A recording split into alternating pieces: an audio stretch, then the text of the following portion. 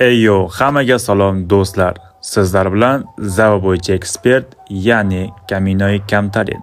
Bilasizlar, Java bo'yicha ancha tajriba bor, buni shubhalaringiz yo'q deb o'ylayman.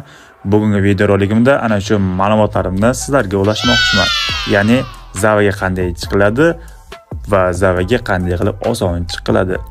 Bugungi videoroligimizda buni batafsil bilib olasiz. Undan oldin esa videoga tirs etib like bosib qo'yamiz va obuna bo'lmagan albatta obuna ham bo'lib qo'ying, chunki 50 mingta bo'lishimizga ozgina qolgan. Va kommentariyada ham o'z fikringizni yozib qoldiring va keyingi videoda sizga qanaqangi ma'lumotlarni berib o'taylik, buni ham yozib qoldiring. Va hamda atigi bitta Telegram kanalining o'zida bizning barcha servislarimizni ko'rishingiz mumkin. UC kerakmi yoki sizga populyarlik kerakmi yoki populyar sotmoqchimisiz yoki sizga qanaqadir coinlar bormi, hammasi bormi, uni sotmoqchimisiz va boshqa servislarimiz ham bor. Buni kirib ko'rsangiz hammasini bilib olasiz. Mana shu Telegram kanaliga kiring va hammasidan xabardor bo'ling. Keling, reja qilib olamiz. Xo'sh, birinchisi Java o'zi nima? Ikkinchisi Javaga qanday qilib chiqiladi? Uchinchisi Javaga qanday qilib tez chiqiladi?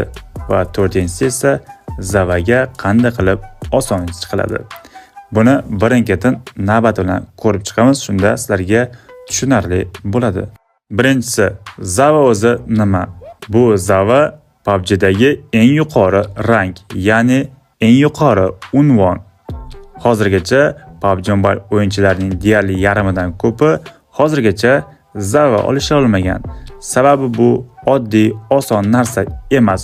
Shuning uchun ham juda ham ko'pchilikka hozirgacha Java vatib olish shunchaki armon bo'lib qolgan. Buni esa kommentga yozib qoldiring. Hozirgacha kim Java olmagan, buni komment o'qiganlar bilib olasizlar va yozib qoldirish ham esdan chiqmasin. Ikkinchisi, Javaga qanday qilib chiqiladi?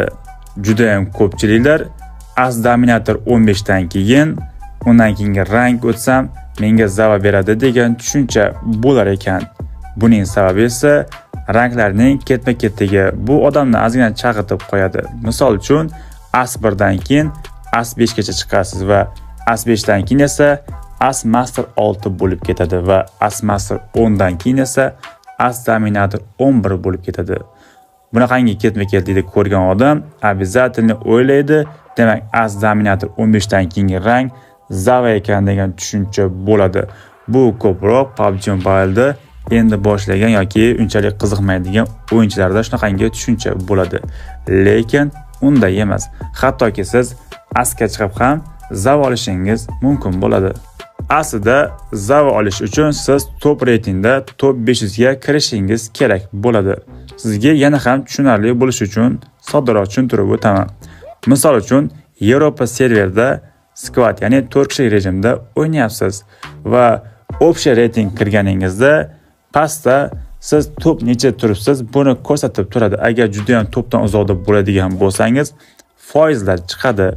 Qachonki siz top 10 mingga kirganingizdan keyin esa sonlar chiqishni boshlaydi, ya'ni foizlar o'rniga sonlar chiqadi. Misol uchun 9400, 7700 shunaqangi chiqib bo'ladi. Siz rankingizni ko'targaningiz sari bu raqamlar kichrayib boraveradi, chunki siz top reytingga yaqinlashib borayotgan bo'lasiz. Qachonki siz top 500 ga kirasiz va top 500 ga kirganingizdan keyin ertalab soat 5:00 dan 5:30 gacha bo'lgan vaqt orasida kim o'sha reyting bo'yicha top 500 da turgan bo'lsa, ana shu odamlarga Java vatilni beradi. Uchinchisi, ya'ni Javaga qanday qilib tez chiqish mumkin? Birinchi o'rinda eng katta xatosi juda ham ko'pchilikni Yevropa serverida squad rejimida o'ynash bo'ladi. Bu rejimdan sizlarga Java olishni tavsiya qilmayman. Qachonki siz top 100 ga kirmoqchi bo'lsangizgina shunda o'ynashingiz maslahat beraman. Sizga agar shunchaki Java'ni o'zi kerak bo'ladigan bo'lsa, squad rejimida rank ko'tarish, ya'ni 4 kishilik rejimda Java olish bu katta xato. Chunki PUBG Mobile'ning 90% o'yinchisi ana shu rejimda o'ynaydi va bilingki, top reyting kirishingiz juda ham qiyin bo'lib ketadi.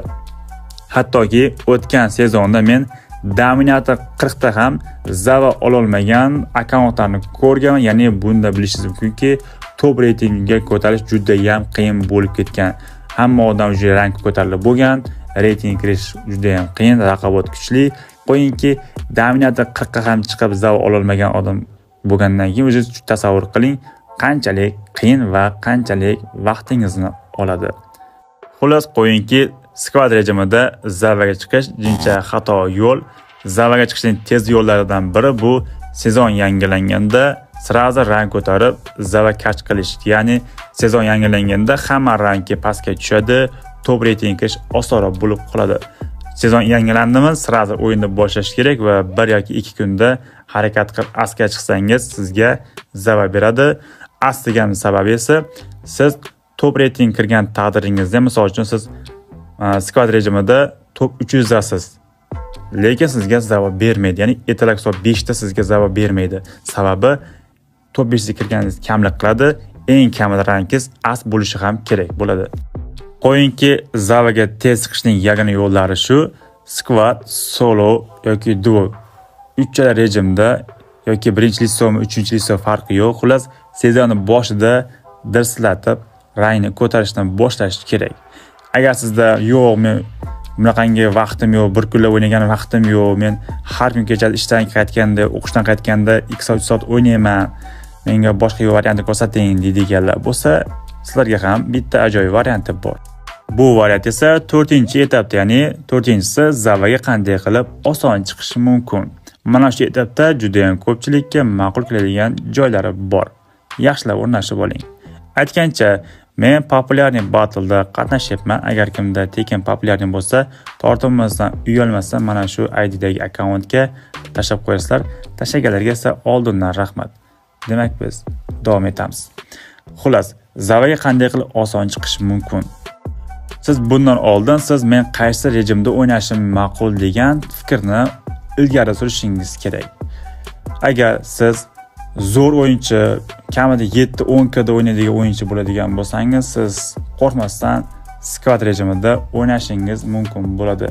Xo'p, lekin squad rejimida unchalik vaqtim yo'q deydigan bo'lsangiz, serverni o'zgartirasiz, qanaqadir rangga pastroq. Chunki serverlar bo'yicha zava har xil bo'ladi. Misol uchun eng yuqori rang bu Yevropa serverida. Chunki Yevropa serverida juda ham deyarli 70% odam shu o'sha serverda o'ynagani uchun o'sha serverda raqobat juda ham baland, shuning uchun rang ko'tarilib ketgan. Misol uchun Koreya, Yaponiya, Osiyo, Amerika qilsangiz ancha ranglar past, shuning uchun raqobat kuchli emas, zavaga chiqish osonroq bo'ladi. Serveringizni Koreya, Yaponiya qilasizmi, Osiyo qilasizmi qilib qo'yasiz va squad rejimida o'ynaysiz. Lekin boshqa serverda, faqat Yevropadan tashqari boshqa server hammasida ping baland bo'ladi. Buning yechimi esa, misol uchun squad o'ynaydigan bo'lsangiz, liderda bironta serveri Yevropa bo'lgan odamga berib qo'yasizlar, bu tamom. Siz o'sha serverda o'ynaysiz, lekin rankingiz sizlarga Osiyo yoki Koreya, Yaponiya serverga yozilib ketaveradi. Agar siz o'rtahol normal o'yinchi bo'ladigan bo'lsangiz va sizdan vaqtdan ozgina kamchilik bo'ladigan bo'lsa, o'sha variant, ya'ni duo rejimida o'ynang, ya'ni 2 kishilik rejimi. 2 kishilik rejim deganim sababi duoda juda raqobat kuchli emas.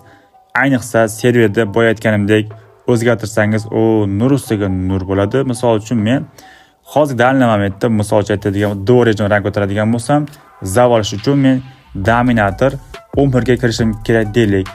Agar serverda hozir men Koreya qiladigan bo'lsam, zav olish uchun misol uchun Asmaster 6, Asmaster 7 da bo'lishim kerak bo'ladi.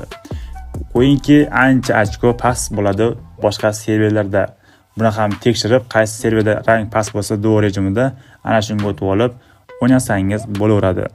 Lekin solo rejimi ancha qiyinroq, chunki solo rejimida faqat Yevropa serverida o'ynashingiz mumkin bo'ladi. Boshqa server o'ynay olmaysiz, chunki sizda pingingiz tushirib beradigan sherigingiz bo'lmaydi, ping baland bo'ladi. Ikkinchidan, o'yin boshlanishi juda ham qiyin bo'ladi va uchinchidan esa o'zingiz o'ynaysiz, qanaqadir sal qo'rquv bo'ladi, stresslar bo'ladi va eng qizig'i PUBG'ning bir 50% krisasi mana shu solo rejimida bo'ladi. Hamma toshdan ko'tasiz, odam chiqiladi. Xullas qo'yingki, hamma krisa mana shu yerda bo'ladi. Bu asablarni yevoradi.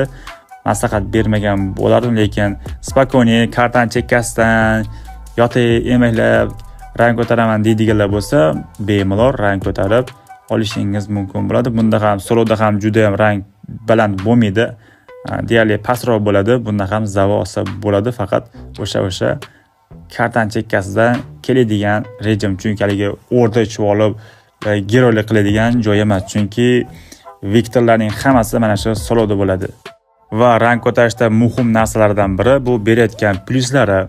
Misol uchun men 10 ta kill qilib to'g'ri oldim, menga 10 plyus berdi va keyingi kartada 6 ta kill qilib to'g'ri oldim, menga yana 10 plyus berdi. Nega bir xil berdi degan savol bo'ladi va bu narsa sizlarga menimcha tanish holat bo'lsa kerak. PUBG Mobile faqat killga qarab, to'g'riga qarab sizga plyus bermaydi. Bu yerda siz qancha jon to'ldirgansiz yoki dushmanga qancha jon zarar yetkazgansiz va sheringizni ko'targanmisiz yoki sheringizni risakadan chaqirganmisiz, shunaqa narsalarga ham ancha plyus beradi. Misol uchun sheringizni risakadan tiriltirsangiz, gedetda 2 yo 3 plyusni ko'proq beradi va dushmaningizni nok qilasizmi yoki qanaqa jonini ketkazasizmi, bu ham sizga foydaga ishlaydi, chunki uron degan narsa bor, dushmanga yetkazilgan uron. Shuning uchun uzoq masofada bo'lsa ham otishmaga kirishavering, chunki o'ldiraman demang. O'ldirsangiz ham, o'ldirmasangiz ham otavering, chunki har bergan uroningiz sizga ko'proq plyus olishga yordam beradi. Xullas, shu tarzda rang ko'tarib siz zav olishingiz mumkin bo'ladi. Zavani oson olish bo'yicha boshqa hech qanday yo'li yo'q. Agar bo'lsa, marhamat komment yozing. Mana shu yo'l bilan men olaman. Shaxsan o'zim duo rejimida rang ko'tarib zav olaman va Yevropa serverda nega skvatda emas degan narsaga bitta javob beraman. Men oddiy odamman, ya'ni ustaman. Kuni bilan ishlayman stroykada, kechga esa ozgina rang ko'taraman. Bu yerga video qilish kerak, vaqt yo'q. Content, rang ko'tarish hammasi optim bo'lib qolgan. Mayli qachondir bizni ham davr kelar, bizni ham videolar to'pga chiqib ketarki, qanaqadir bizdan ko'tarilib ketarmiz. Bunaqangi stroykadan chiqib ijodga faqat vaqtimizni sarflarmiz, lekin ungacha faqat do'da ko'tarishga majburman. Vaqtim kamligi uchun do'da ko'taraman. Boshqa serverga o'tmagan sababi pingdan muammo bo'ladi. Odam kutmasdan o'zim o'ynab ketaveraman. Shuning uchun duo yaxshi rejim deb o'ylaganim uchun olaman. Lekin har doim duoda bo'lsam ham Dominator 25, Dominator 27 larda zav olaman. Chunki ishdan kam-kamdan bo'lib, sezonning oxirida zav olyapman. Shuning uchun ancha cho'zilib ketib qolyapti. O'ylaymanki, video sizlarga ancha foydali bo'ldi. Ketkizgan vaqtingizga arzigulik ma'lumot bera oldim deb o'ylayman. Qanaqadir kamchilik bo'lgan bo'lsa, uzr so'rayman va mana shu video bir hafta ichida 5000 ta like yig'adigan bo'lsa, keyingi videoda tekinga populyarniy tarqataman, naqd ultimatedan. Joninglar sog' bo'lsin. Hammaga rahmat.